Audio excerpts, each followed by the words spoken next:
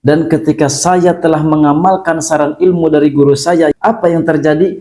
Tidak lama kemudian Allah Subhanahu wa taala mengirimkan salah satu orang untuk mengirimkan dompet yang hilang tersebut kepada rumah saya. Alhamdulillah.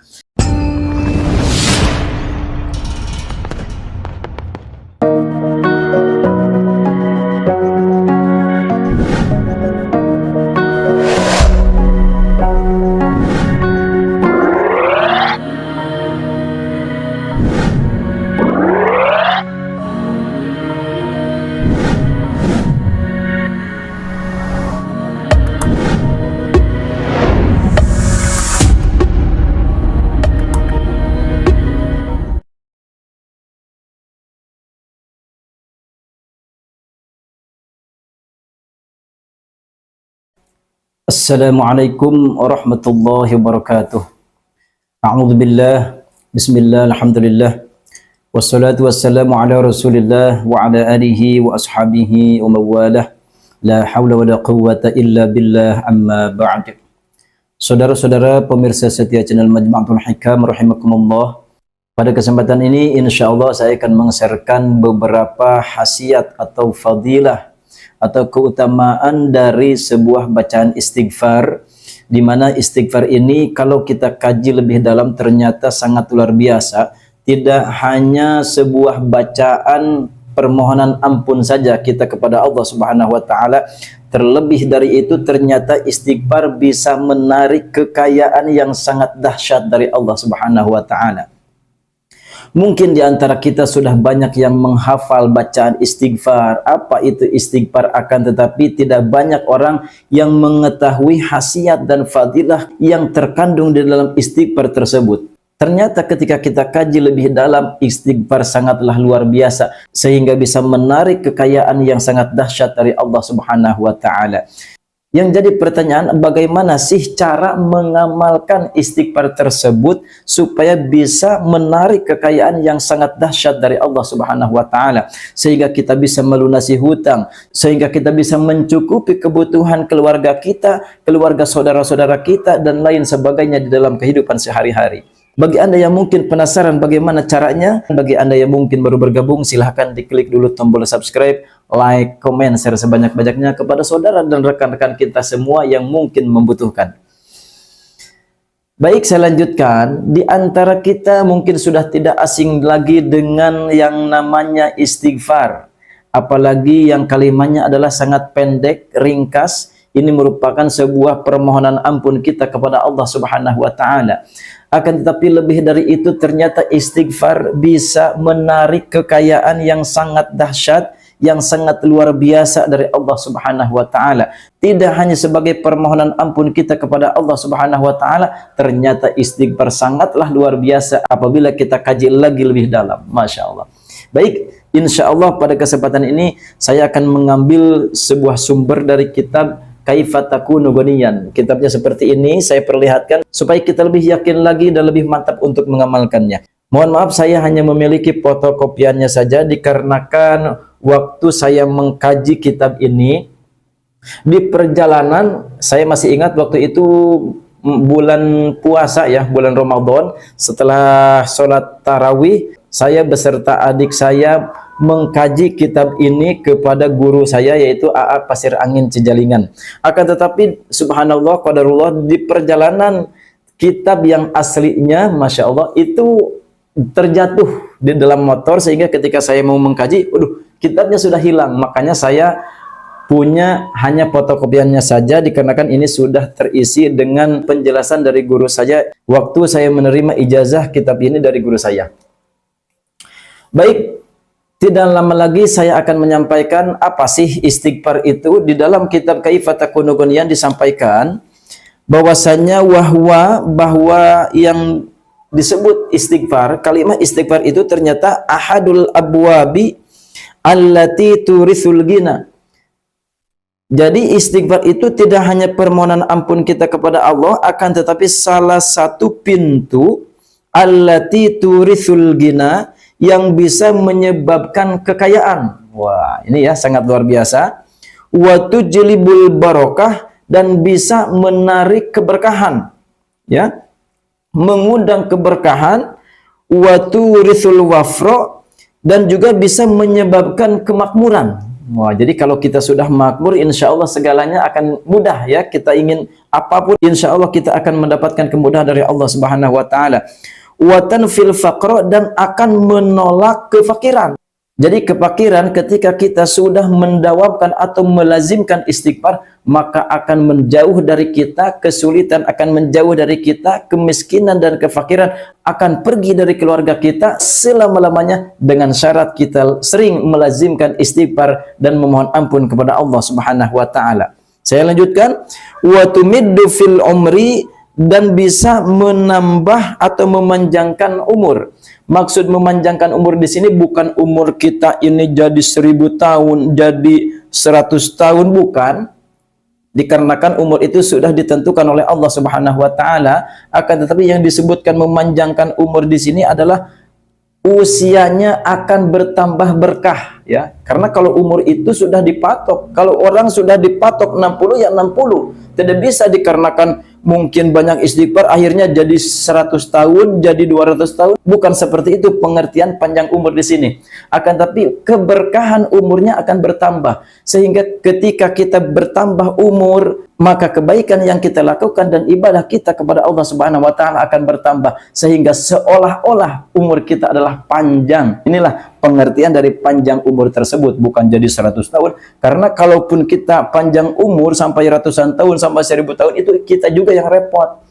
Kondisi tubuh kita sudah tua, mungkin otot-otot kita, tenaga kita sudah berkurang, akan tetapi kita tidak mati-mati. Nah, ini juga merepotkan kita ya. Jadi yang dimaksud panjang umur di sini adalah keberkahan umurnya akan bertambah. Walaupun usianya misalkan tinggal 10 tahun lagi, akan tetapi dengan keberkahan umur tersebut kita akan bisa mengisi dengan berbagai macam kebaikan, berbagai macam ibadah kepada Allah Subhanahu wa Ta'ala, sehingga seolah-olah umur kita panjang seperti itu. Lalu saya lanjutkan, wa nudhibul wizra, dan bisa menghilangkan dosa. Nah, ini ternyata yang serupa pernah saya alami ketika saya dulu diberikan kesulitan oleh Allah Subhanahu wa Ta'ala. Waktu itu, ini saya cerita sedikit untuk supaya menjadi sebuah gambaran bahwasanya ternyata dosa ini bisa menghalangi kelancaran kita ya. Kelancaran rezeki, kelancaran urusan, ini dosa bisa menghalangi kita. Pada suatu saat saya pernah diberikan kesulitan oleh Allah Subhanahu wa Ta'ala. Waktu itu saya sedang masih bekerja di sebuah perusahaan. Kemudian waktu itu uang saya tinggal sedikit waktu itu ya. Sedangkan gajian masih jauh.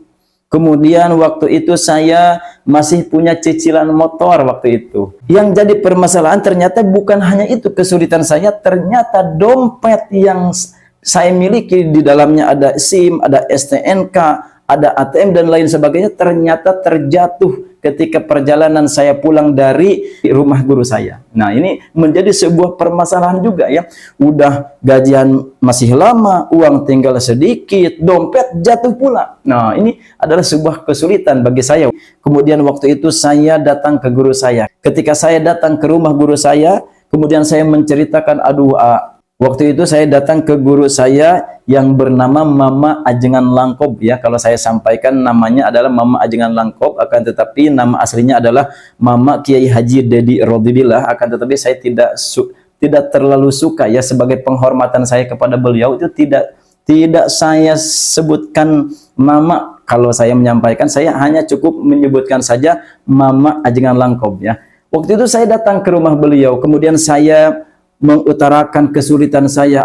Saya ini sekarang sedang diuji oleh Allah Subhanahu wa Ta'ala. Kemudian guru saya bertanya, apa kesulitannya? Apa ujiannya? Sudah gajian, sudah uang tinggal sedikit, gajian masih lama, dompet saya pun hilang. Kemudian guru saya hanya memberikan sebuah kata-kata yang sampai saat ini masih saya ingat.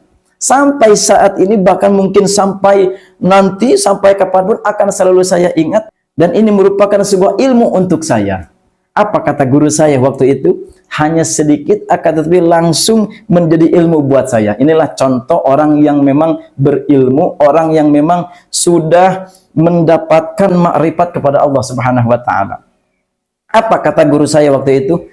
Cukup dengan bahasa Sunda ya, nanti saya akan terjemahkan. Kata guru saya begini, aya keneh we nya dosa teh. Nah, cukup seperti itu. Artinya masih ada juga ya dosa itu, katanya seperti itu. Jadi artinya guru saya menyampaikan seperti itu, suruh saya introspeksi untuk menghapuskan dosa supaya kesulitan saya ini tidak terus ditambah oleh Allah Subhanahu wa taala, kesulitan diganti dengan berbagai macam kemudahan dan kesempitan rizki Allah luaskan. Nah, ini jadi ini adalah sebuah introspeksi atau sebuah saran dari guru saya disuruh untuk mengintrospeksi diri supaya menghapuskan dosa. Ini akan tetapi waktu itu guru saya tidak memberikan wirid karena mungkin wirid sudah dikasih.